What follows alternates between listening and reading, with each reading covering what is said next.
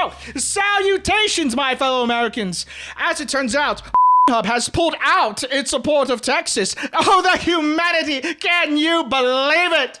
But it has nothing to do with this episode. In fact, we are going to be talking about the worst generation of our times, my fellow viewers. The Gen Zers. We shall begin this podcast referring to this worst generation indeed. Let's begin.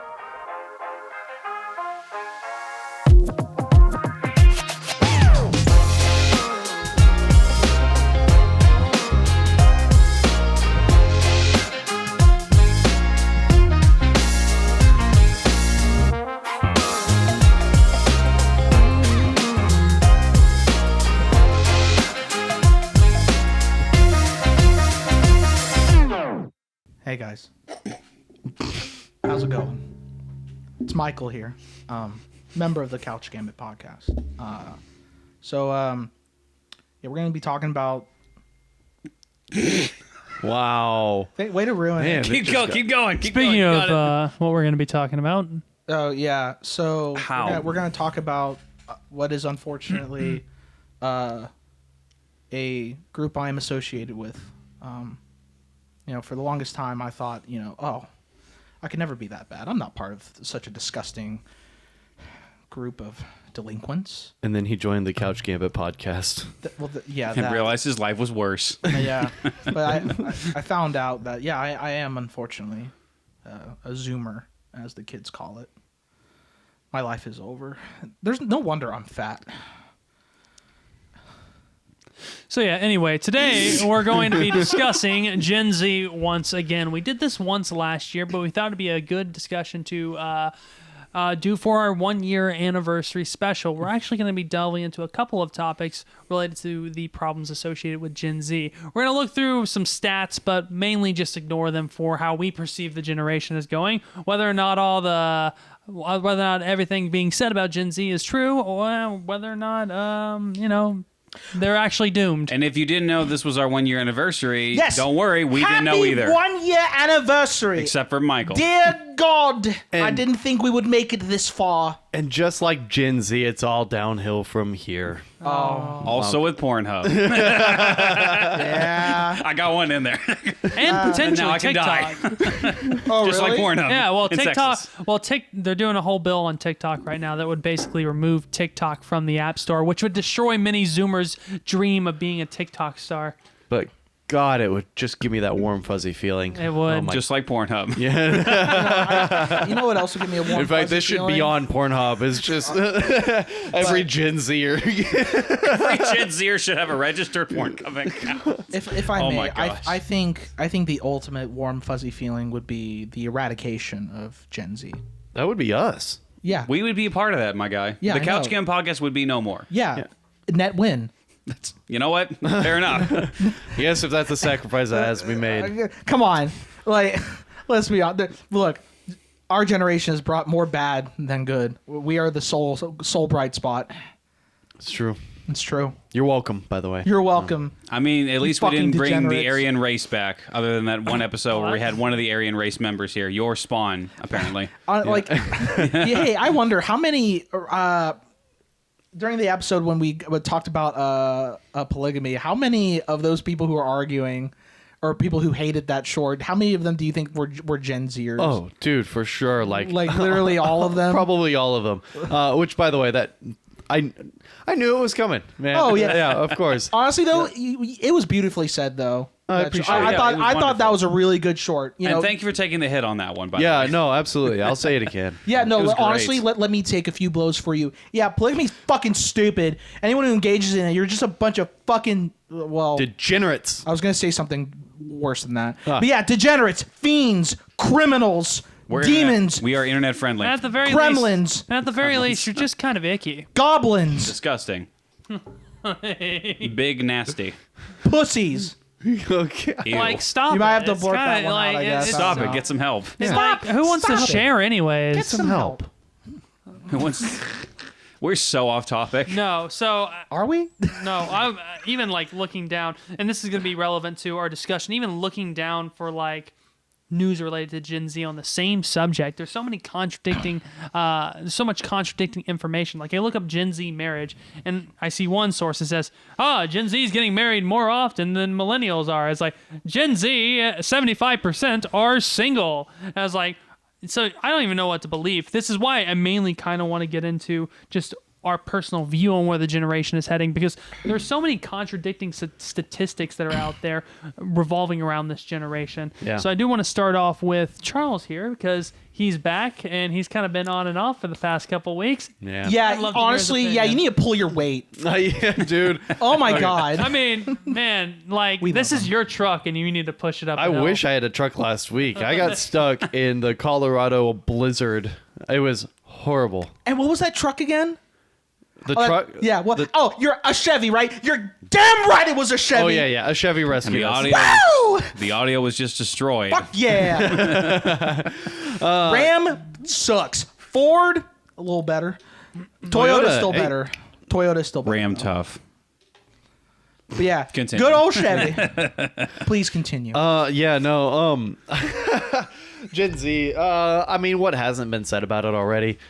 Just, I don't know, man. It's by far the most degenerate generation of Oh, all for time. sure. Of all time. Does that statement ring true that we're all pretty much mostly single? Yeah, yeah. I mean, other We than are, just right? the people in this room, like we're all single, but for Oh, different okay. reasons. Yeah, no. I mean, if every Gen Zer should probably be single. Yeah. we can't be allowed to procreate. Yeah. Here's the Yeah, fun thing this I is think where about it should end. with This us. is where humanity dies here. We had the unfortunate news of informing our parents, you will be getting 0 grandkids. Yep, not a single Your one. line will die with us. Dude, it's man, I don't know. Way to start us off. I don't have okay, any direction. Look, okay, all right. Look, I don't know how much is going to progress the conversation, but I will say this: Gen Z, like this generation, my generation, our generation. If I had to like look at each generation as a lineup of car manufacturers, I'd say Gen Zers are probably like Kias. Yeah. What do you think of that, Mikey? I agree. I drive a Kia. Yeah, he drives a fucking Kia. Yeah, not necessarily by choice, but that's the way it worked out, you know. Do y'all think this is the lost generation? Like, I think I agree completely with the statement of what is it? Bad times create strong men create good times create weak men create bad times. I feel like this is the generation of we have, and again, I'm not saying that Gen Z doesn't have their own struggles. Like, everything is more expensive than freaking anything. It's so freaking expensive. Yeah. There's a bunch of fat people. Michael has to die. But they're...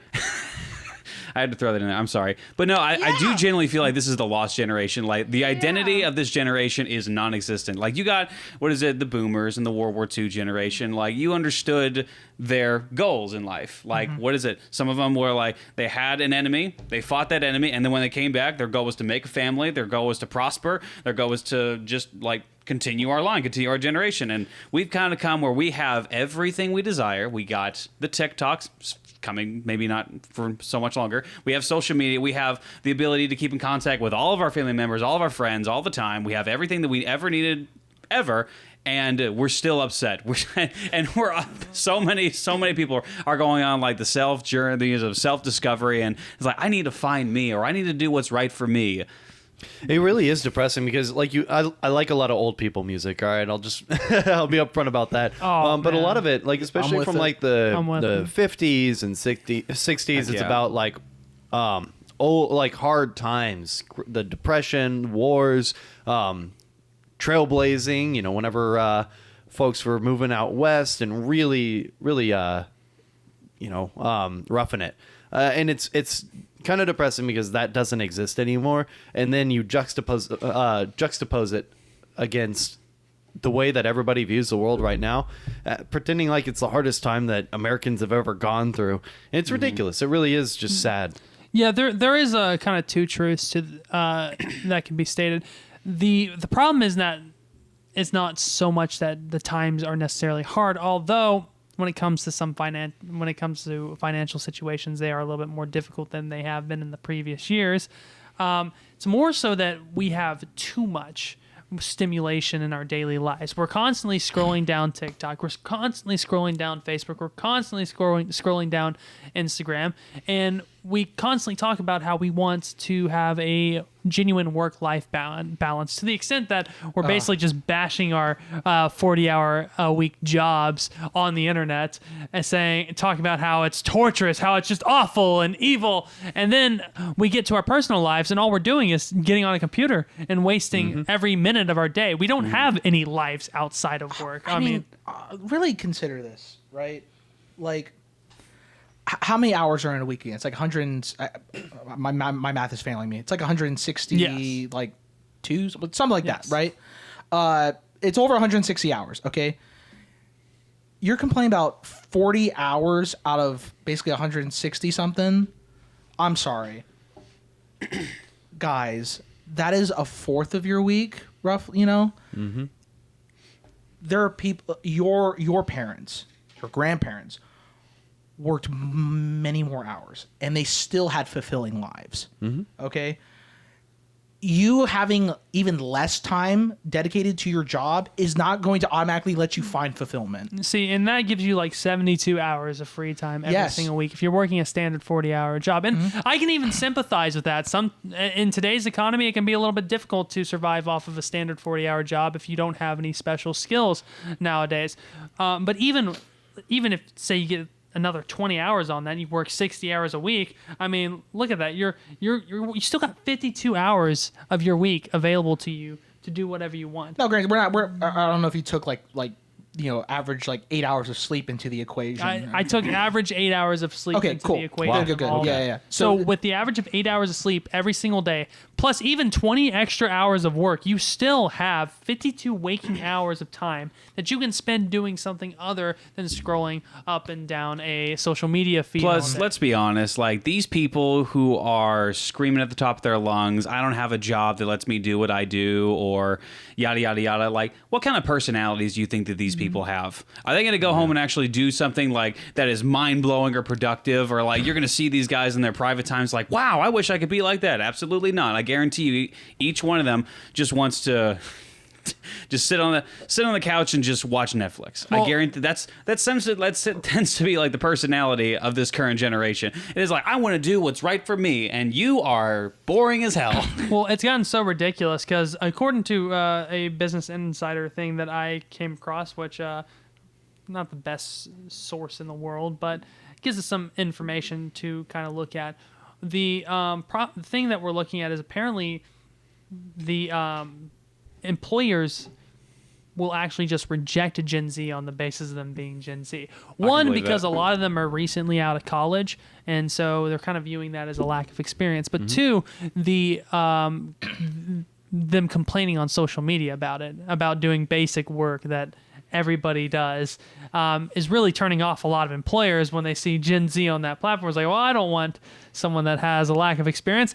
I also don't want someone that's going to go to TikTok, get millions of views for talking about how horrible my industry is. Yep. And because your business is closed down. Ruin that business. No, because that's the other thing, right? Like, you as an employee of this company, like, you represent that company. Why would someone ever, want you, who constantly bitches and moans about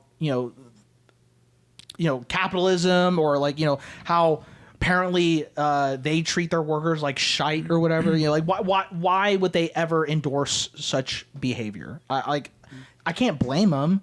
Now, do I think now if it's just like, oh, they're just Gen Z, like, I mean, like, on one hand I get it, on the other it's like, that's a little shitty. But I understand the thought process. I'm sure it's only for those people who are very active on social media, because they do check your history on social media. I mean, every employer is going to do that. Which, by the way, you can try to find me on like Facebook or any social media type of thing. Look, I have a Facebook account that the last time I posted anything was like a slice of pizza in high school. And nothing's changed. And that was like my third ever post, by the way. Yeah. Ever. I only use Facebook to keep in touch with my D&D group. That's literally all I use it for. One of the really annoying things is that people conflate, like stating just the basic reality of, hey, it's a job. Nobody enjoys their job, with licking the boots of corporations and simping for these big faceless companies. Nobody's saying that these companies are great or that they're looking out for the best, for the good of their employees or anything like that. But it's a job. It's paying you. And if you don't like it, then you can leave. There's a lot of other jobs. Even though you say they don't exist, they exist. There's a lot of jobs out there. Yeah, this generation's finding out that the struggles they're going through, like, none of them know that this is not new information. Yeah. They're going through the same things that you and I had to go through when we were younger, except once they figured out that that stuff's actually hard and the boss isn't going to, like, cater to every need that they desire, they're like, oh, wait a minute, this isn't what the real world's like. And that might be due to, like, possibly the education system or their parents or soft parenting, like, giving them the world will cater to your desires. That is actually a huge thing. Yeah, the soft parenting is probably a big factor, and Oh, yes. Bring why beatings Gen Z back. kind of ended up where The Couch it Game did. podcast endorses beatings. No, With but sick. but I do want to add to that. But Michael, what were you saying? No, basically it was kind of roughly the same thing. I was just going to basically continue your thing, and I'll add on to it if I feel the I need forgot to. my thing, so you continue. Jesus Christ. Okay.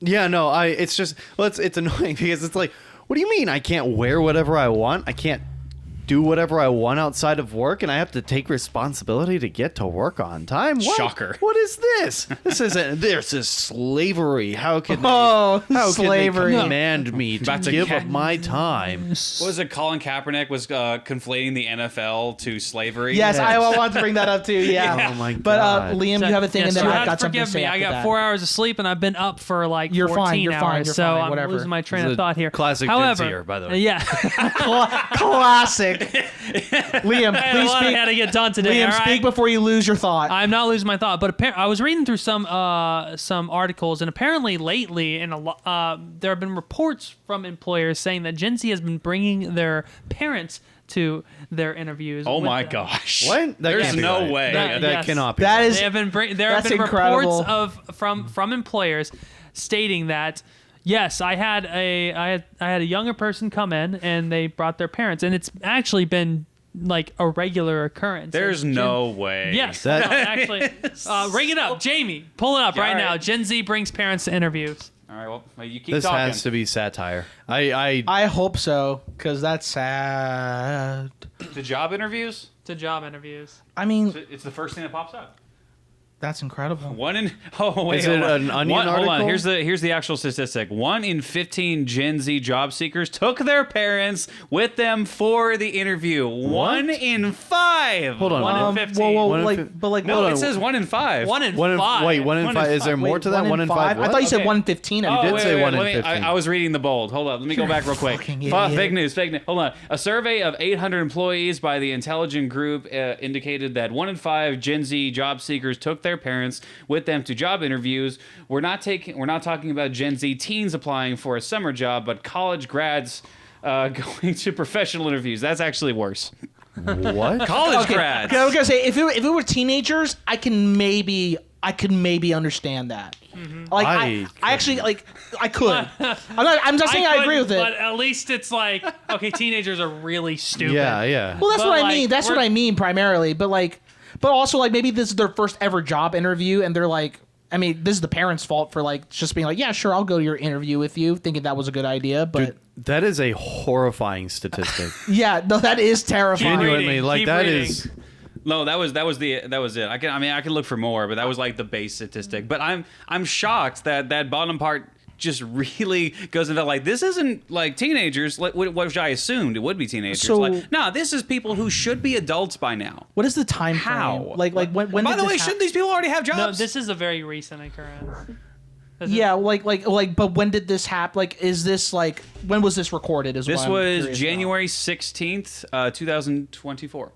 Okay, So this year, beginning of this year. but and like Okay, so that's when the stat was published, basically, right? That's when the stat. That's so when this for all stat we was know, published. it could have grown. Yes. Yeah. A couple months, I guess. Yeah, This maybe. is Look, insane. I have failed you as an elder of the Gen Zers. I have failed you. All right? And I am sorry. But I cannot do everything for you. I cannot. I have tried to block the storm for as long as possible. But you shitheads. You just had to do it. You're on your own. No, but it does bring out an interesting fact. Not only on top of the fact that most of them are already complaining about the jobs that they do have, which is already making it hard for most Gen Zers to get a job because employers see that. They're like, ooh, he's young, he's around that generation. I don't really want to hire people like that because, they'll take it to TikTok if they have the smallest little problem. And now I got a whole shit show I got to fix. And then on top of that, you have college grads going to professional level interviews with their parents. That's insane. First of all, why are the parents agreeing to this? That goes back to the whole soft parenting element they're right weak. there. When did y'all get your first jobs? Because I got I was mine. 17. I got mine was pretty young. I think I was I 18, 17 or 18? I don't remember now. I was 15. Yeah, I was around Weird 15 flex. too. I'm joking. Weird flex. I was younger than all of y'all. Weird flex, but okay. No, Yeah, no, I good was for you pretty young though. when I got my first job. I thought that was like a normal thing. Like you get your job young, Yes. you kind of figure out what Yeah. it's like. Because my first job was I was a busboy, Spring Creek Barbecue. That was my first job for a year, for a freaking year. That was my job. I worked Why at are you looking at Domino's. me like you want to make out? Wow. We're going to talk after this. Yeah, we're gonna talk after this. Yeah. Oh, is this a bad thing or a good thing? I'm so confused. No. You bust my table back at Nokia. yeah. And I've I been regret waiting nothing. for you. You deserved it. You served You me. didn't tip anything. You served me, Jacob, and I never left a tip. We'll have to talk. We'll have to talk after this. Disgusting. No, my first job was a Domino's Pizza, man, and it was a good time. I had this one guy that worked for us that got in a huge amount of trouble, and this is going to be completely off topic, but the story just came to mind.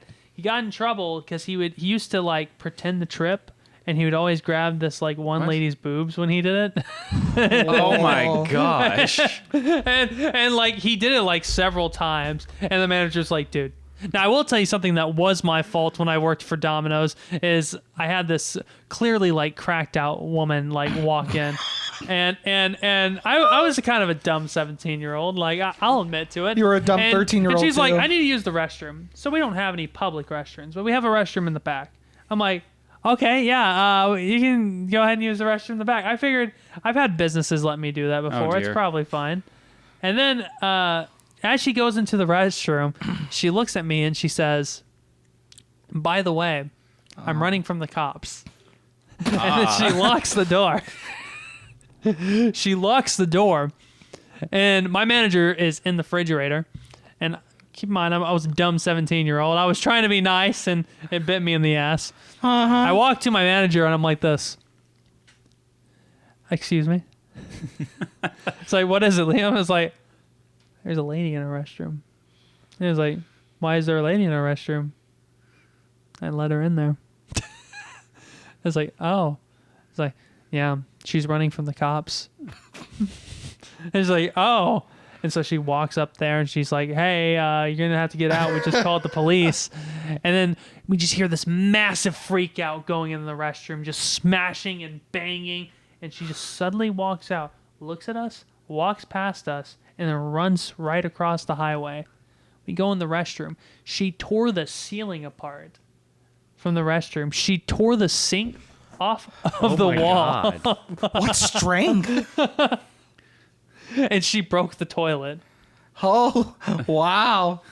I didn't get in What? trouble, though. So I would have that was a good fired help. Wow. your ass. Yeah. That one would have been. Yeah, much like this crack addict woman, you left the most important information until the end for some Yeah. reason. Well, that's the key to a good story.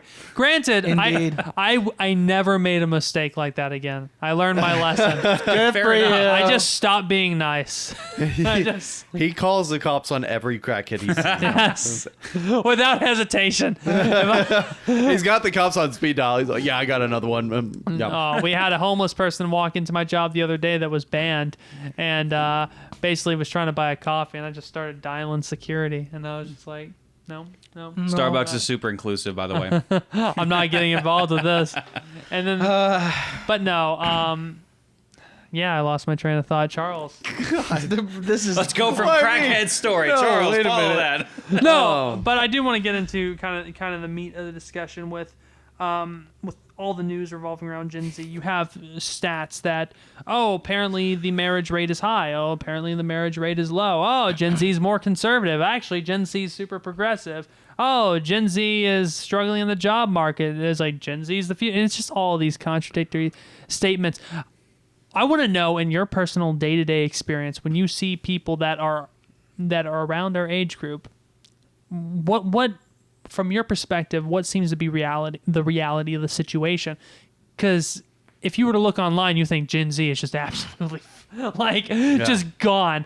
Like, yes, like it's a hard economy to get through. You got to work a little bit more on average. And yes, there are definitely Gen Zers that are annoying to work with, same as millennials and Gen Xers. But is it really like that dire of a situation? Now, before any of us kind of say our piece, keep in mind this will all be anecdotal evidence, right? So what we say does not necessarily mean it is fact. Yes. But you should. But it's the truth. Let's say here on the Couch Gambit podcast, we're 100% true all the time, every time. We've never lied, ever. Yeah, and even if we say something that goes against something else we've said, we were right both times, just to be clear. All It's right. now the true information. Yep. Whatever we say last, that's the true information. Run. Like the Bible. Run. Charles, step in my office real quick. Hey, hold on. Run. Leave. Abandon this podcast. We have failed you. Roll that intro. So By the way, that was a sorry. reference to our first ever episode. I got that. Good job. So, it's I don't know. It's kind of interesting because it feels like a coin flip because I've run into a whole lot of people who became more conservative because they had a crap childhood. I've run into people who play victim because they had a crap childhood.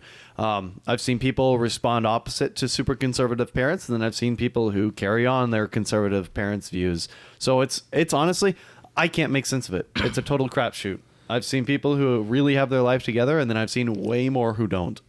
Mm-hmm. Yeah, it's weird. I don't know. I can't make sense of it. I genuinely think it's like where you come from, because I worked for a wedding company for a couple years, and they we did. I mean, it was their job. They we did weddings all the time, but it was quite a bit of the time these guys were getting married young, and they were, and from all I know, these guys are still together. I can go back, and because they're on YouTube, I can go back and look at all the weddings, and they're around younger than me or just my age, and it's kind of impressive. And usually it's usually more in the south of Texas. These guys are getting married. So I feel more rural areas or more open areas, country areas, they may not be quite as intrigued in the culture and social media and stuff like that. So they may not be as affected as people who live in more populated areas and stuff like that. So maybe population has a bit to do with it. I'm not where you live has a lot to do with it. What you're affected by in your culture is very much affected your mindsets. And so I think part of that is affected our culture in some way, shape, or form. But I do think I agree with Charles. It depends on where you are, because there does seem to be a certain amount of people who are getting married, because all of us are single, but that's not the case for everybody. You can go online and see a bunch of your friends from high school getting married and being in relationships. So it seems to differ. I'm not really sure what to believe in that scenario. Well, from what I have personally seen when it comes to my generation, it tends to match one statistic in particular, and that is the political divide of men and women. I will say, if any statistic has kind of reigned relevant from my anecdotal experience, it has been that. Because almost every Gen Z guy I meet nowadays, not every single one, but a lot of Gen Z guys I meet are fairly right-wing. Without skipping a beat. Most Gen Zers that are men that I'm meeting are at least right-wing, if not just libertarian. Yeah. A lot of them have gotten into the Andrew Tate type of right-wing. Do you think ideology. that's really blown up, the Andrew Tate thing? The Oh yeah. yes. Well, Again, I go ahead. have been around plenty of people that legitimately like think the way Andrew Tate does, where they take on that whole like women are just bitches mindset, and like I don't need to get married, marriage is a scam, blah blah blah, and all that. On the opposite end, I have not. It has been a hot minute since I have seen a woman my age that has any conservative views. Oh yeah. Like I can name a ton of men outside of these guys right here, outside of even our extended friend group.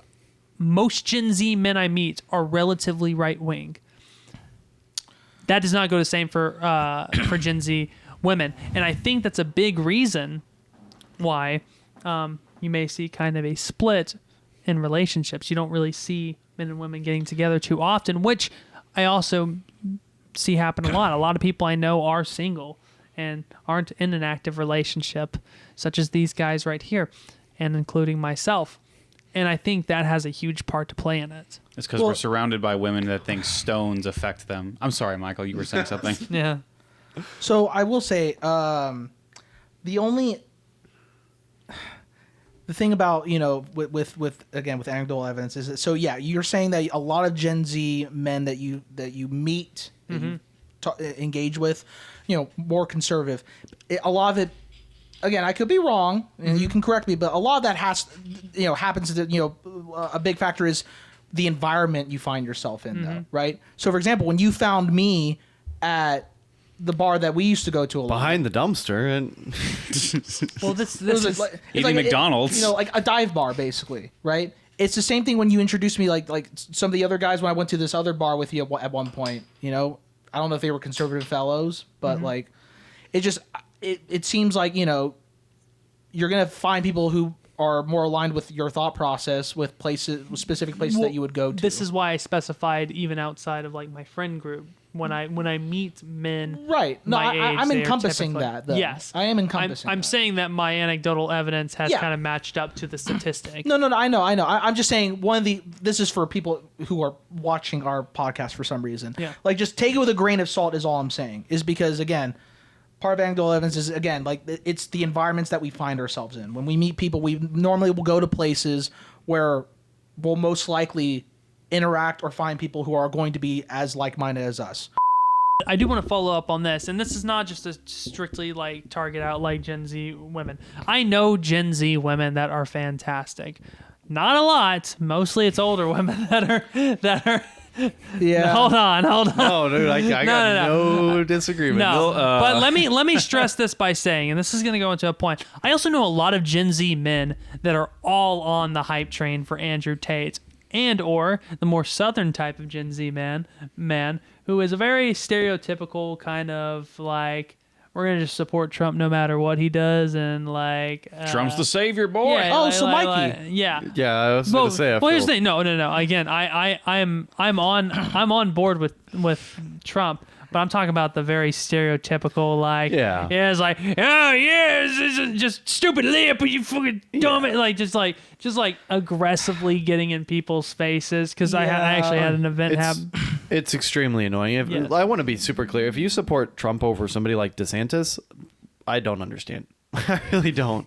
So no matter how DeSantis flopped, but it's not gonna get political, but yeah, You it's kind of did, but I definitely did. But I just want to make the political distinction clear. Like, on board with Trump, there's definitely better picks. But I want to follow up on that point from earlier, is that there's a reason for these kind of divisive personality traits and even politics between men and women when you actually look at everything. First of all, social media is to blame, because men typically get into men's health and like men's lifestyle kind of things, which naturally leads to more Andrew Tate stuff, and more of that stuff gets advertised to men, and it kind of makes them go like, you know what, I am being treated unfairly, and it is the woman's fault, and it becomes this whole ideology that they adapt, and they kind of make it a character trait of theirs. Same thing with women. A lot of women are told, well, you're a victim, and society's against you, and they just want you to get pregnant. See, they overturned Roe v. Wade. They just want to control your bodies, and it makes women women kind of super angry and they feel like their rights are being taken away. So it creates this whole divisive situation. That on top of the fact that more Gen Z men are becoming religious than women, Gen Z women are becoming religious, which is kind of a flip because it used to be the other way around where women were typically more religious than men were. And Dear God. there's a lot more to it. On top of that, there's more women going to university, and university is a big dick. Dick? Not a big dick. Big dick. University. People that go to university typically will adopt more left-wing politics. I mean, this is just statistically true. Right. For the longest time in history, men actually used to vote more left-wing, like 50 years ago on average, because more men were going to university and more women were conservative because more women were religious. But now it's Really? kind of flipping around. So we have a lot more women that are going to university and we have a lot more men that are becoming religious. Still not a majority of Gen Z men, but we are seeing a trend of young Gen Z men kind of converting to like Christianity, or even Islam is becoming very popular among Like you. Hey, not yeah. Islam. Not Islam. Not Islam. Not No. Islam. No. And so yes, this creates a further divide where you can almost predict somebody's personality by their age at this point by just getting a few bits of information. Oh yeah, that's completely true. Yeah. What do you think the shift was? I mean, I think stereotypically you could say like the 2016 election was just the huge flipping point. At least for me, it was the huge flipping point. It was the point where I started paying attention because politics never cared up until that point. And I've gone over this point before. No one my age cared about politics up until that point. And as soon as 2016 happened, everyone I knew became a political expert on both sides. Like, Yeah, we know expert. exactly who to vote for. Like, y'all are freaking teenagers. What are you talking about? And again, like I don't necessarily want to say like it happened then because it had to have been building for a couple of years before that. Wait, I think it got really bad in the I'll past. chime in eventually. Sorry, I'll Michael. let you.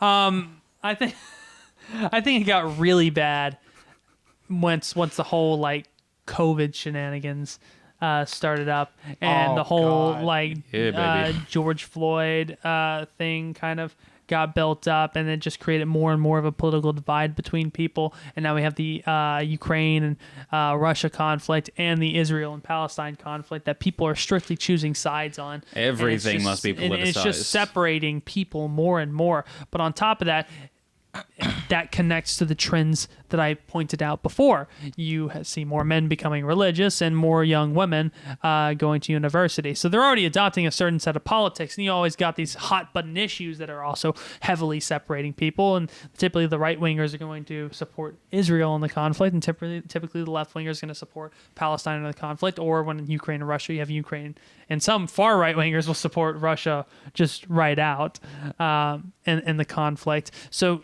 again, it's the combination of these factors between young men and women, plus the hot button issues that are constantly shoved in your face, plus the types of personality traits that you're encouraged to adapt as well.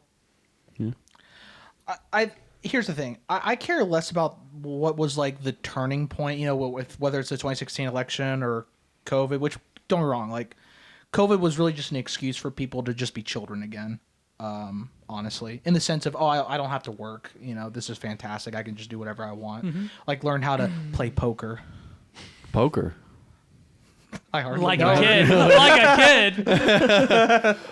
I've heard this. Unless you're Oh, I wasn't done, but if you have something to say, no, please it's say it. it's a kind of a shift. Okay, gotcha. Well, I think really the crux, the main issue that I think the crux, or really it all ties back to I think poor family structure for a lot of people, or just the parenting style. Okay, because I think a lot of people when they grew up, there was not a lot of strict guidelines for them to adhere to, right? And for a lot of people, for a lot of like children at the time, it's as if they didn't really have anything or know what to kind of stand for, right? At least their parents, didn't help guide them in such a way. You think part of it is like the discipline because that kind of was disappearing for many years. Even like the laws, like many left-wing politicians are taking the laws out of certain punishments right now. Like like illegal immigrants are getting way less than they would have around Obama's time. Yeah. And like people who are committing crimes in certain areas in Chicago just are like, if it's petty theft, we're not even going to charge them. Like, if you're going to go back and say, like, it's the same thing with the parents, maybe the parents isn't disciplined anymore. Like when schools took out, not beatings, but like the paddle, when schools took out the paddle, like punishments just stopped and people stopped fearing the punishments. It's not just that, but it's also, I think a big thing is there's the mentality that, at least from what I gathered when I was a kid, and I hate using this word, but almost a victim of, or maybe I was a victim of it for a large part up until at least high school or college, when I kind of had a revelation, was that when you lose, there should be no prize. You know what I mean? And the reason why I'm bringing this up is because this gives you the mentality of, if you don't work hard, right, and you lose, whether it's your second place or your last place, you will still be rewarded for your time, or the lack of time that you put in. Okay. And that gives you the mentality of like, oh, well, I'm going to win no matter what. Yeah. No matter what happens, I'm going to get something out of this exchange. Okay. And when you realize that in the world of being an adult, that's not the case, well, it can't be you. It must be the world that is at fault. And so suddenly every issue around the world, you have to take part in it in some way, in the sense of making a post on social media, because you're going to make a change in that way, and your life is going to be better somehow because you made a difference, when you are not taking the time to improve yourself as an individual. Okay. You want a better life. I'm sorry. Being on Facebook, being on Twitter, or X as it were, is not the solution. Okay. Pick up a skill set. Okay. Accept defeat. All right. Because defeat is going to make you a stronger person. Do you think there's also a lot of insecurity from being able to watch every single other person around you? It's this weird position what do you mean, of like being to watch, like like going on TikTok and Facebook and all that, and seeing the most successful are the most prominent on the site. Well, but then it's that a also weird does play a part. Yes, it's a weird position to be in, where you can see both the best of society, like not best of society, to be clear, the most successful monetarily of society, and then also see the absolute worst of society, and like you always seem to be right there in the you feel like you're in the average all the time. Well, it's weird. Well, on top of that, like, not only that, most of the great experiences you see rich people going through are completely fabricated. Yes, they are. Media. Like, here's the thing. Yes, it looks beautiful. It looks magical.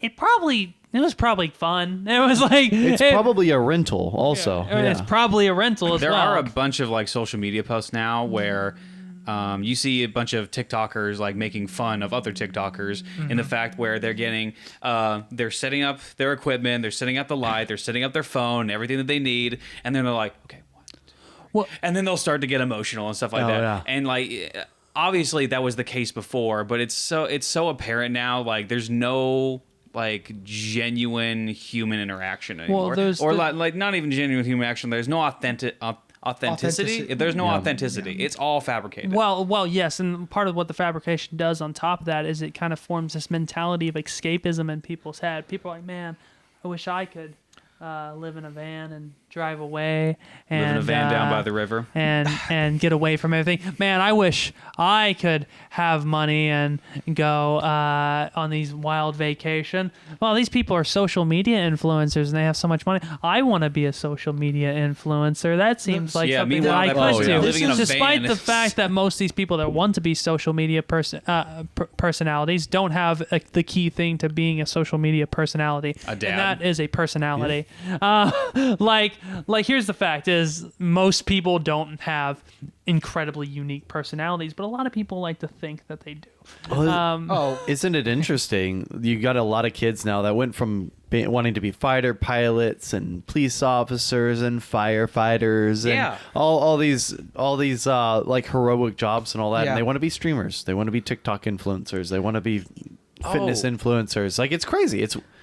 That's a weird shit, 100%. right? You know, it's so weird how those jobs that were originally like, it's fine to be a plumber. It's fine to have those kinds of Yep. service jobs. And now those jobs are kind of in high demand and they're paying more than ever. You want to get So rich? much. Be a freaking plumber. Yep. Go be an electrician. You'll get a ton of money for like, you don't even have to go to college for that kind of stuff. You can get trained to do that stuff and then you'd make way more money than probably the valedictorian in your class that graduated way above you who's trying to get a social degree in freaking gender studies. I talked a little bit about this with you the other day, Jacob, when Yeah. we were talking about how many people love to follow dreams that are unrealistic to achieve, and especially today with the development of AI, which was actually our first episode about a year ago, with the development of AI, which is getting scarily like realistic in some capacities. Have you seen some of the recent videos that have released of like these avatars that look like actual flesh and blood? Yep. Like It's with a terrifying. very realistic voice that's completely generated. I mean, we're already there after a year. Imagine where we're going to be in a couple of the it's years. scary. Most Yeah. creative industries are already going to be like done for. So any dream you have in that capacity is going to already be an uphill battle. On top of that, most people that have these dreams don't really have the skills to pursue these dreams, nor the drive to actually pursue these dreams. Yeah. Oh, you And- want to be a videographer coming soon, or you want to be a filmmaker that's just starting out and making small videos for people? That's probably not going to happen Yeah. because there's just a bunch of AI automations or just B-roll that you can buy online. There's not really like those kinds of like creative aspiration jobs that you want to Ass. get, like And like jobs that you want to get down below. Like, there's not going to be any room for you. There's no money in there now because there's no jobs. Yes, and a lot, and this is actually starting to even influence like the TikTok influencer and the Instagram influencers. We have AI bots that are actual influencers on social media now, and it Yeah. may be small now, but with the technology getting better and better and more convenient,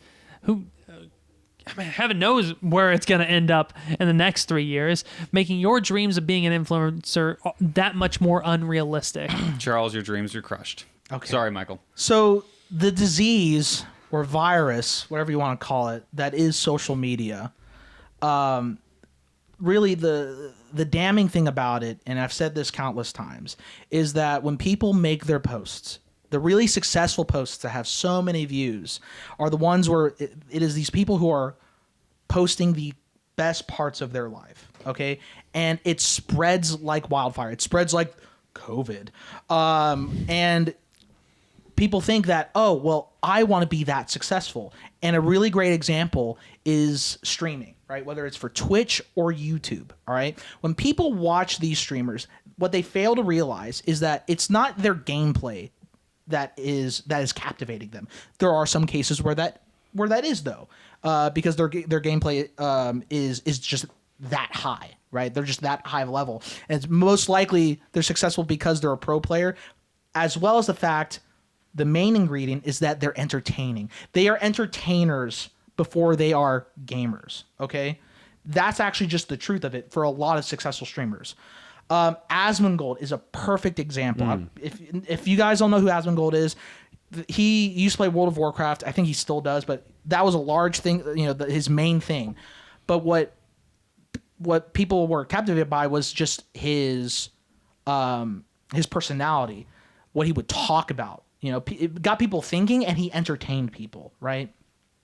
So when you're going in streaming, whether it's for YouTube or Twitch, or you're trying to be a TikToker, if you think that, oh, I'm just going to play video games, or I'm just going to basically do whatever is popular right now, know that it's not necessarily what you're playing or what is hip and cool that is going to get people to be drawn to you or make you successful. Is going to be your personality. Is going to be whether or not you can entertain people and you can, provide them not just ha-ha laughter, but also if you can make them actually engage in critical thinking. So most people who start out fail because they just don't understand that fundamental principle of how to be successful in the digital era. Which personally, I think we were kind of talking about AI, but that could also, I don't know when it will happen, but it's possible that eventually like popular streamers or TikTokers will be AI avatars. I'm pretty sure that some people have already started doing that. Wouldn't surprise me Right. at all. Well, yeah, like because right now it's what's really popular is the I forget what it's fucking called, but in VTubers. Oh yeah.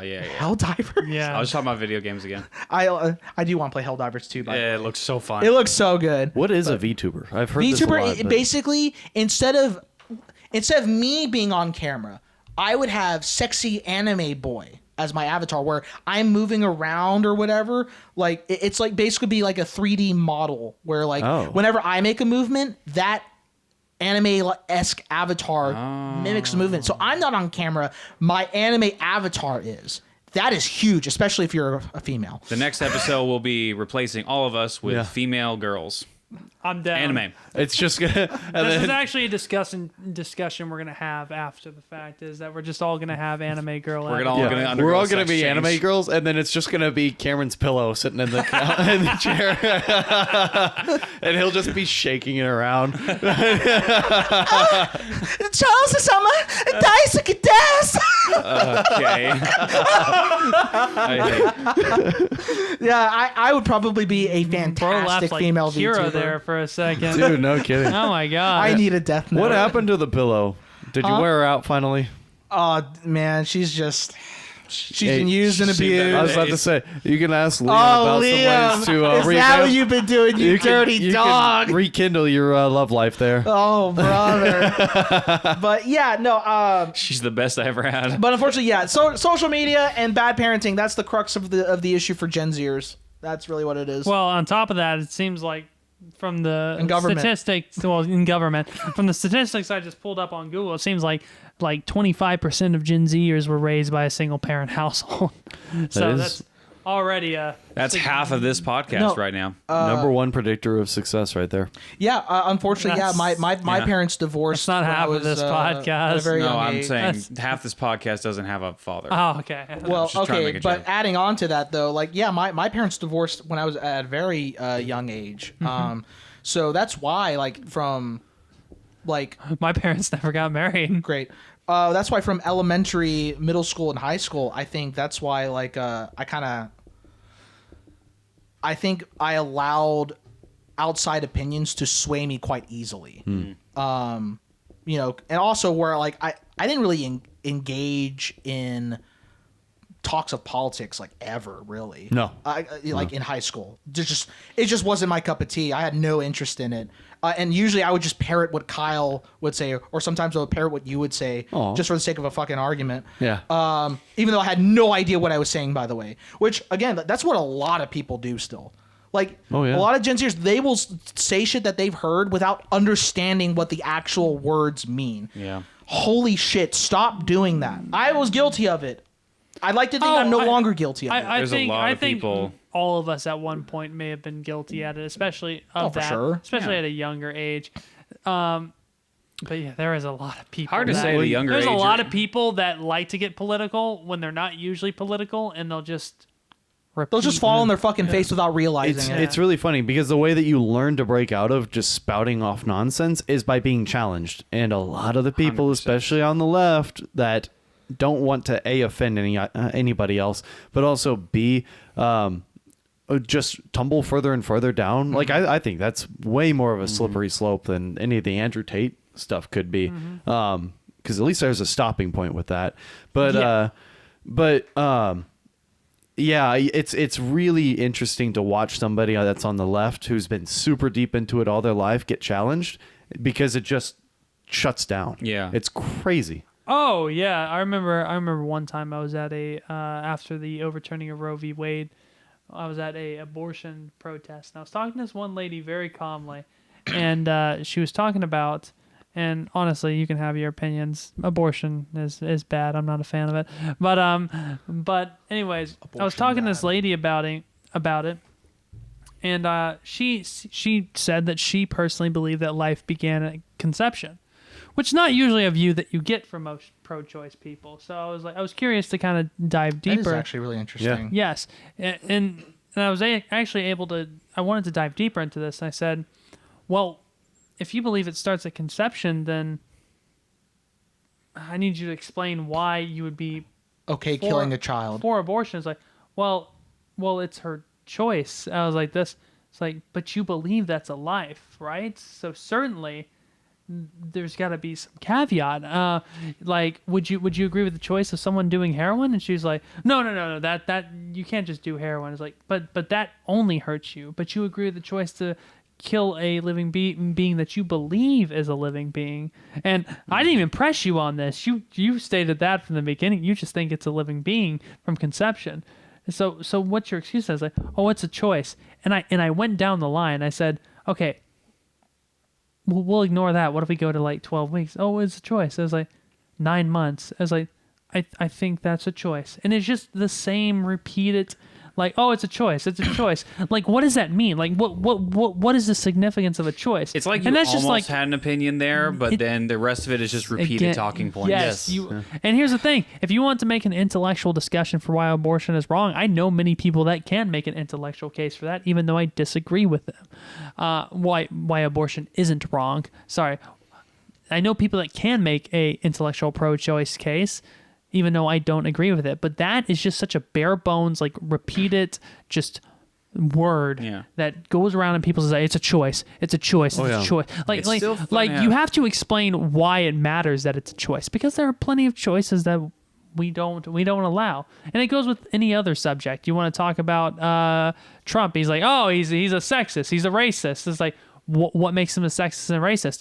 You mean you don't know? Exactly. Whenever I hear that, oh my God. I was like, well, you have to actually intellectualize your point. You can't just get angry about stuff and then refuse to actually provide a real argument for the points you're making. It makes zero sense. And you have no right to demonize anybody at that point. Yeah. Yeah, and I've seen it on both sides, don't get me wrong. Oh, but yeah. it's still just such a weird, like, cognitive dissonance to speak to a leftist on a lot of their issues. With a right-winger, typically you just get a belligerent, like, it's my view, I don't care what anybody else thinks. With left-wingers, it's this weird quasi-rationalization that just loops. It's just weird. Oh yeah. I Yeah. mean, the other day I had a kind of right wing individual come in with a camera, and he started taking photos of me behind the camera counter at work, and my manager was like, What? "Hey, could you?" Yeah, he just started taking photos of me, and it says, and she's like, "Hey, can you look out?" He's a little southern dude. He's like, it's like, you can't take pictures of him, and he's like, well, ma'am, you know anything about the First Amendment? And it's like, oh my gosh, this kind of guy right here. There's the kind of belligerent right winger, but then there's also the right winger that seems to take any law and completely shift it to his favor. Like, especially when it comes to like free speech laws, they really like to blow that up sometimes in any circumstance. Stereotypes aside, it is genuinely fun to have a conversation with someone who genuinely seems to have an opinion and rationalization, because I can talk to someone who I completely disagree with and have a genuine conversation with them, which again used to be the norm. I think the politicization of everything has everyone in just here's my position, and I hold these beliefs because the people I vote for hold these beliefs. But when you find someone who finally actually has an opinion and is willing to have a discussion with them, I think that's freaking refreshing. It doesn't matter if that person disagrees with you entirely or not. The fact that you can actually go down the rabbit hole, and then maybe you would agree with them, maybe they agree with you in some areas. It's more fun to find those conversations now. Now, I do want to get into this. I am seeing that kind of grow, both online and in real life. One thing I want to kind of talk about is it seems like woke has kind of hit its peak in the recent year or so. Praise God. Like yes, there's a whole Palestine issue which kind of gave it a little bit more life. But if we actually examine like some recent trends, yes, you have online, which just blows everything up. But if you actually look in your day-to-day life, yes, I talked about how I run into a lot of like crazy left-wingers and crazy right-wingers here and there, and how it kind of fits the statistic. However, I don't run into the type of crazy left-wingers that I ran into 5 years ago. I will say, the left-wingers that I run into nowadays are a lot less crazy than the left-wingers that I ran into even just 3 years ago. I think And there because is a those political positions can only hold ground for so long. Well, you can only say someone's racist and sexist for so long before Yeah. it stops being a point that you can even make. The issues seem to be shifting a little bit, especially with love him or hate him people like Destiny. Destiny is a genuinely good debater, even if I have disagreements with him. And I'm starting to see a lot of left-wingers kind of rise and be a little bit more intellectual at their points and saying, hey, no, woke's not working, okay? You need to act as like, I agree with what y'all are saying, but woke's not working, okay? You need to stop making fun of men. You make fun of men, they're gonna become Andrew Tate stands, all right? It's like at some point in time you were true, able to, like if you and I think that's an honest point. Yeah. As much as I disagree with these people, they are obviously seeing the world in the correct way. And now I'm seeing debates around more sophisticated conservatives and sophisticated liberals that actually know what they're talking about. I'm seeing a lot less flames. Not to mention, it looks like movies studios, specifically Angel Studios, is starting to kind of do a little bit better because it's starting to make faith-based movies that people kind of want to see, and actually good faith-based movies, unlike a lot of faith-based movies. What was the movie that we went to go see? We went to go see Cabrini, which Cabrini. is That was Oh, it was actually a good? pretty good yeah, one. it was actually pretty Oh, good. nice, It was nice. really I good. enjoyed it. Pretty good. And we got Sound of Freedom. Beautifully and it shot, looks, by the way. And those movies are doing good. Meanwhile, the studios that have been releasing woke content have been doing poorly. And studios are starting to recognize that. That's why you're seeing less of it. As some studios push a little bit harder for it, but you're subtly seeing a little decline.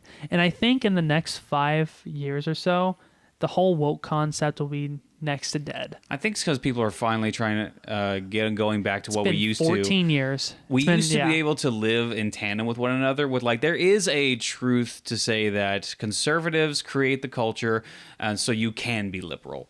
And whereas conservatives are primarily focused on policy, what works, what doesn't, and liberals are around to find the niches and find the creative ways I disagree out. with that entirely. No, actually no. would I mean, also- I genuinely think there is a reason that liberals believe that, like, liberals are like they're the creatives. They're the ones that think of new things. It's not always good or logical, but genuinely they exist for a good reason. Same with conservatives. It's all about policy with conservatives.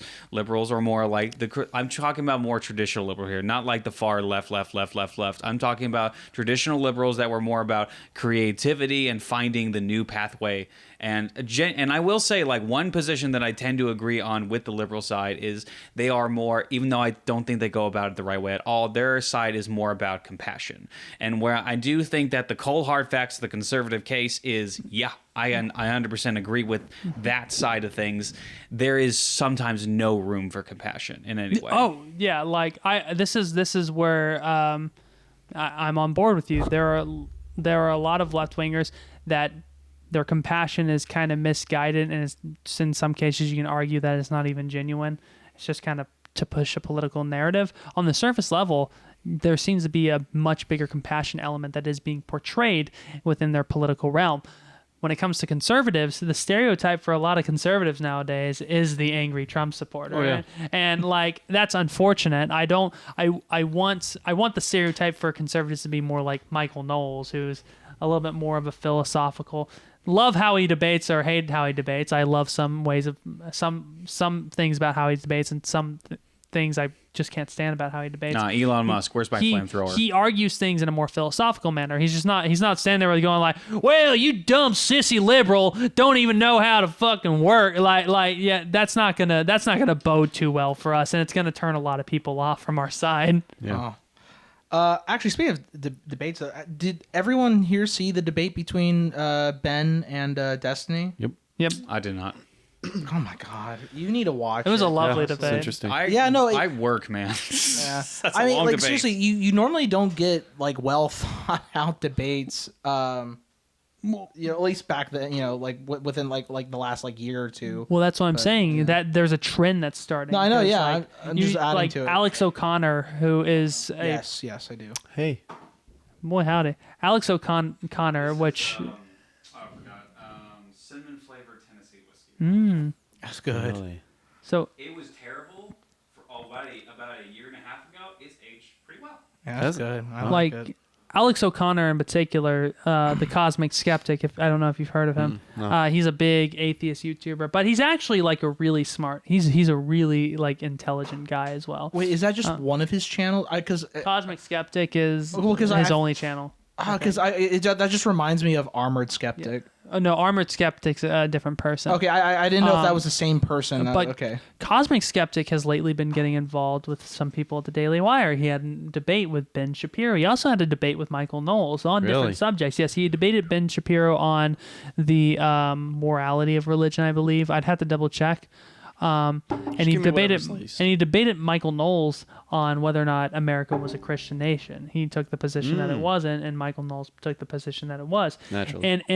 And I'm seeing more and more of this kind of field grow, where we're kind of getting away from that crazy liberal, and we're seeing a little bit more of an intellectual liberal side that used to be what liberalism was like Right. 30 years ago. Yeah, absolutely. And to be fair, we're also seeing a slight shift, although to a slower degree, toward a more kind of religious conservatism. To a much lesser degree than the intellectual liberalism, the conservative stereotype is still, unfortunately, the angry Trump supporter. Real quick. But to be fair, review on whiskey. What do we think? Sorry, Liam. Yeah, no, Liam. that tastes just oh, you like just hot interrupt me tamales. 5 times. Is that a good thing or a bad thing? Very good thing. Yeah, I was about to say, I Lovely. think that's a great thing, right? Yeah. This was I'd say that's terrible great. when I first opened it, and I just kept it there for I feel like 2 years, and Wow. it has aged pretty well. That's awesome. Yeah. But that's good. anyway, I bring all that up to stress this point because that statistic I brought up earlier about Gen Z men and women having drastically different political views, that's only on like the surface on how they vote. When they actually broke down the issues, for better or for worse, most men and women of our generation agree on a lot of things. Most On- men and women. You'd be surprised when they actually broke down the key issues. There was a lot more agreements than disagreements. Again, this comes back to kind of a social media divide, amplifying certain elements of people's personalities. Maybe key issues, but I still feel like there's a huge like divide with men and women right now. Yeah. I mean, But we got yeah, into that No, no, earlier. no, There's a let- huge let- divide. Let me ask this. Certainly. Let me ask this. Does it go into detail like what it is? What do men and women agree on? What do they disagree I'd on? have to break it down because I know that most Gen Zers in general kind of support like universal health care, whether they're men or women. I know that a lot of Gen Zers in particular want to have want a 40-hour week to provide a living wage. I know that. Okay, well, so let it's me- mostly like left wing stuff. Yeah, yes. That they there's- agree on. Okay. Yes, it's mostly left wing, which is unfortunate. I wish it was Right. more right wing stuff that they agreed on. But the fact that the stereotypes, like the divide seems to be more of the really fringe, like kind of personality traits of both political parties and I can not get necessarily behind like the the healthcare issues. stuff, especially because Well- again, I understand like the consequences of universal healthcare, but like the fact that everything's so freaking expensive, I'm happy we can all agree that good God Almighty, I want to be able to afford something, and like again, it's good. Maybe we didn't go into this, and I'm just speaking nonsense, but I didn't. The fact that we were all promised when we were younger kids that if you get a job and you just follow these steps, you will be able to survive and succeed in the world. That is absolutely not the case with this current generation. If you're going to have any sympathy with this generation, it's the fact that they have rightfully kind of been lied to. And the fact that, yeah, they have all gotten their degrees. They have all paid their debts. Not really. They're all still in debt. Nah, man. And everyone is unhappy. Everyone is in debt. Everyone is struggling to get a single job. People who with like 8-year degrees are like working at a freaking McDonald's and doing stuff. Which, listen, I'm actually not in favor of going to college in any way, shape, or form. It's so far expensive and not worth it in my opinion. But people do still do it, and they're just paying depends out on the where butts. It just depends on what you're going there for. It does. It really does. You know, like I think look, the biggest disgrace, the biggest lie was basically as a youngster. For them, I'd assume a vast majority of us youngsters was being told that like, no matter what, they're just like your dream will come true if you just really put your heart into it. Without really, I mean, when you hear put your heart into it, like some people may think, oh, like just like do everything I can, work hard, believe. But others will take it as, oh, just believe. And a lot of people probably did think of, oh, if I just believe and just kind of go through life and just go to college, that's going to work out. Because again, there was no real punishment for failing other than, of course, I mean, if you got a bad grade, I mean, the school board would do everything they could to be like, all right, well, here's all these supplemental lessons, blah, blah, blah, blah, blah. But also, that's what the previous generation went through, and they had success with it. It's like, well, just do what we did, and you'll have success. That's not the case. We have evolved as a society, probably not for the better. Well, that's not fair. Some ways, definitely for the better. Other ways, it sucks. Well, to get back on the whole idea of following your dreams, I think right now a lot of Gen Zers are going through their quarter-life crisis, and that's actually a term. I hate that frickin' term. Yeah, quarter-life crisis. What kind of crisis? Where they're starting to realize, oh, I haven't been doing anything with my life. And this I is would more call that true. a legitimate crisis. Yes, by the way. like, and they legitimately have, and this includes, and I'm guilty of this as well. So I'm not here to criticize anybody, but this includes like just there's so many Gen Zers that they're reaching like 24, 25, and like, oh man, I haven't really done anything. I've just been in school all my life, or if they haven't been in school, wow, I haven't really pushed for much of a career. I've kind of had this delayed development. Am I ever going to grow up? And it's a legitimate concern, and this can go one or two ways depending depending on how delayed Gen Z's development really is due to overexposure of the internet when it came to just mindless brain rot on social media or even pornography. On the other hand, we're gonna see very soon, and we're already starting to see it, how much of a detriment that's going to be to Gen Z. Because like millennials, they had internet, sure, whatever, but they had like 2000s internet, and that was kind of lame. That was kind of lame. Well, like they didn't have social media access at every point of their childhood. Or the best quality of freedom of speech, Pornhub. Yeah, but and they didn't have access to the most graphic porn you can ever see at the age of 9. Like, it's it's a pretty drab state of things. Subscribe to our OnlyFans. Yeah, it's about to be free. Speaking of Gen Z women. Oh, jeez, yeah. No, it is so frustrating though to see that this idealized view on following your dreams and stuff like that. You should follow your dreams, but your dreams can be realistic and still have a pretty high bar. I wish to God that I had been encouraged more to follow some kind of trade, because I've seen a lot of guys who got into construction or plumbing or helped their dad's buddy out with their trade job, and they got actual experience that they can fall back on, and they'll never be in need of a job again. A very good job. I will say one of the things that I failed to really appreciate and respect about my dad for the longest time was that he didn't just become rich overnight or anything like that. My dad, like when he was younger, all he had for meals was canned ravioli for a large portion of his childhood.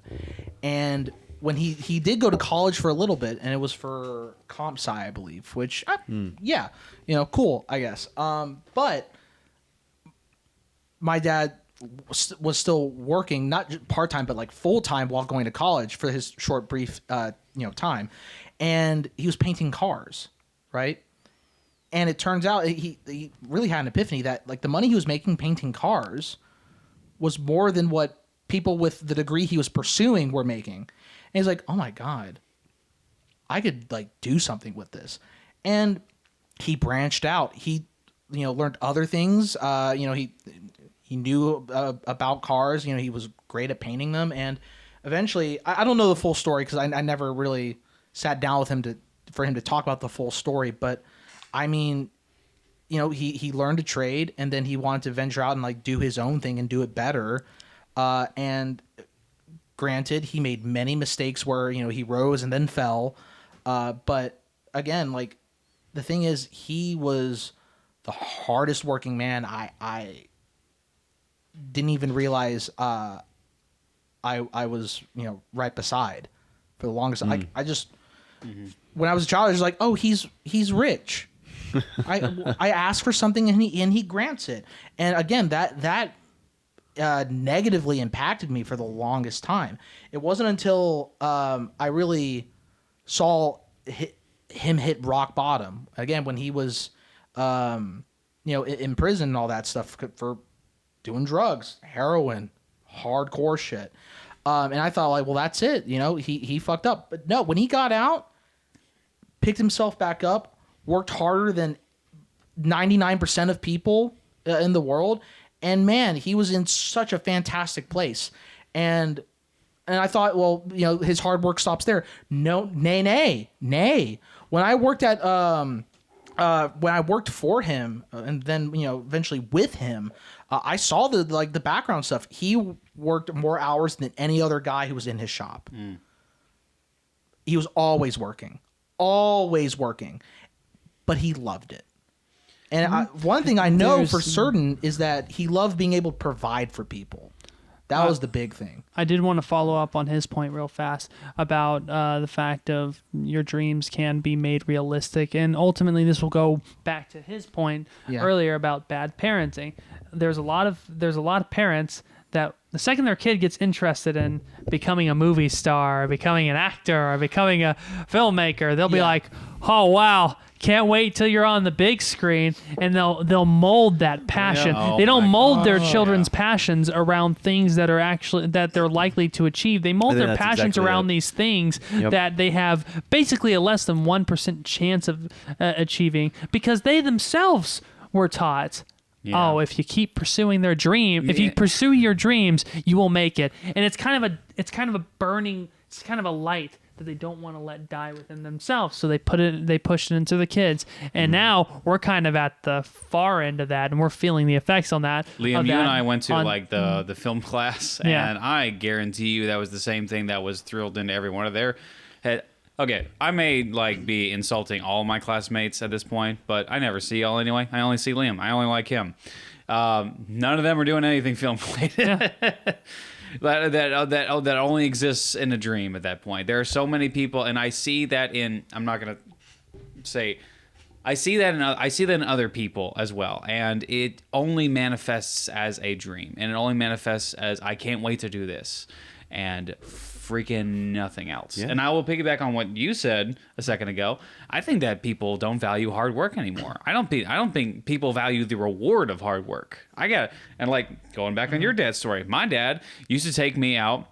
If there was someone struggling at our church, there was a person who had their relative recently passed. We were building a fence for him.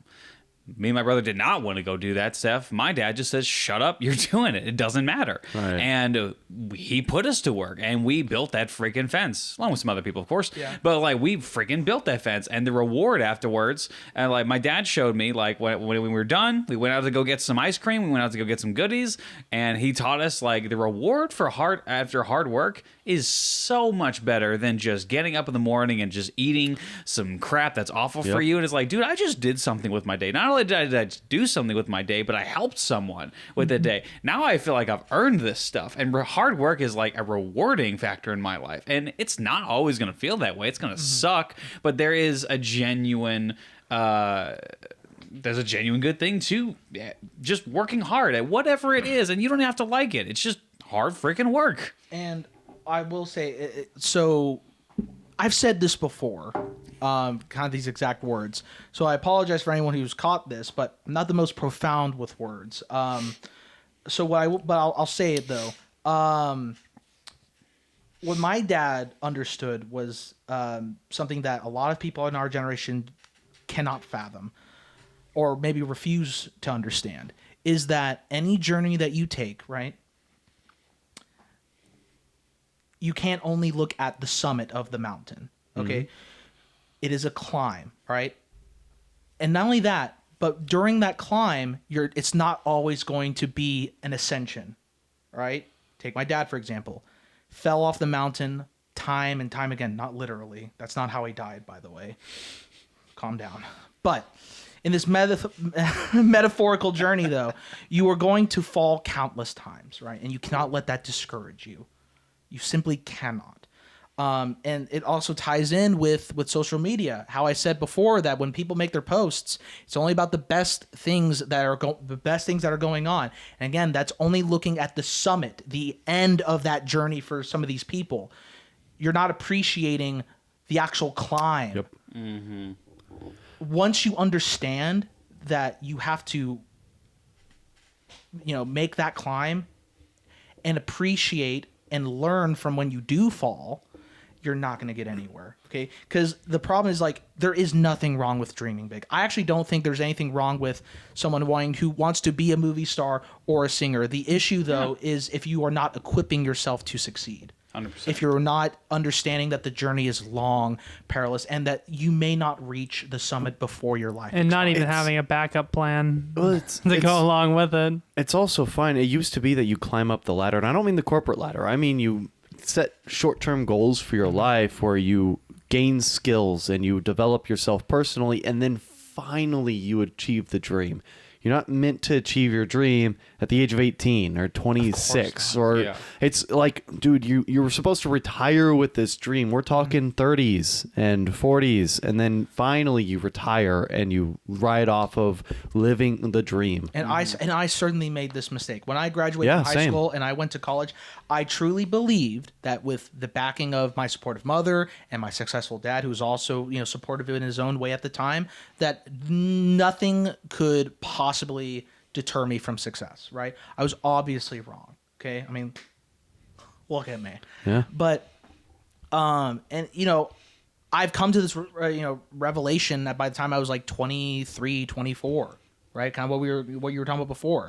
And even now, I still have plenty of moments in my life when I am concerned that I have not really done anything or I have not done enough. And really, if I'm going to find joy in life, if I'm going to find fulfillment, then I'm going to have to understand that, I have to just take on the journey. All right. And I think one thing that will help a lot of people, and if you disagree, that's so be it. But I think throughout everyone's lives, up until your final moments, life is for you is seen as just a numerical value, right? How much money am I going to make? I want to be a millionaire. I want to be a billionaire, all that stuff. And I think, yes, strive for financial independence. That should be obviously what everyone wants. But you do need to appreciate that, maybe the thing that you want to do, maybe you're not going to become this hyper successful, Tony Stark-esque billionaire, because most likely you're not.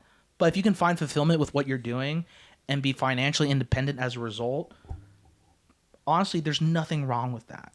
I'll piggyback, and I'm so sorry. No, I'll you're good. piggyback off of what you said for a second. There's a comedian out there, weird guy to find life advice from, a guy named Tom Segura, who I found there's a comedy bit on Netflix that he does, but he kind of interrupts the comedy with this little bit of life information. He says, as long as you admit in your life that your dreams may not turn out the exact way that you want them, you will still be fulfilled by the journey and the hard work that got you there. Yeah. And people just get frustrated when it's not going exactly the way that they hoped it would. And I feel like the more down to earth, more understanding people, the more put together people are going to understand that it's going to be a struggle, and that struggle, that's going to be your journey. And wherever area that you lined up in, and maybe you change your mind halfway through, or maybe something comes along midway and maybe there's a different passion in your heart, you will still be fulfilled by the struggle and the work that you put in to achieve that dream. Very much so. Cool. I think that concludes it. Sweet, I want to sleep. Oh. Well, thank you for joining us on this episode of the Couch Gambit podcast. Did you have something you Oh, want did to you have say? something? No, I looked at the time. Oh. It is currently. Oh my gosh, it's 12. Well, hey, well, happy 1 year anniversary. Glad that whoever decided to watch this episode. We can literally count down decided to to watch 12 it. o'clock because it's. Oh no, it's 12 o'clock. It's too late. Never mind. Continue. Damn. But yeah, thanks for watching. See you next time.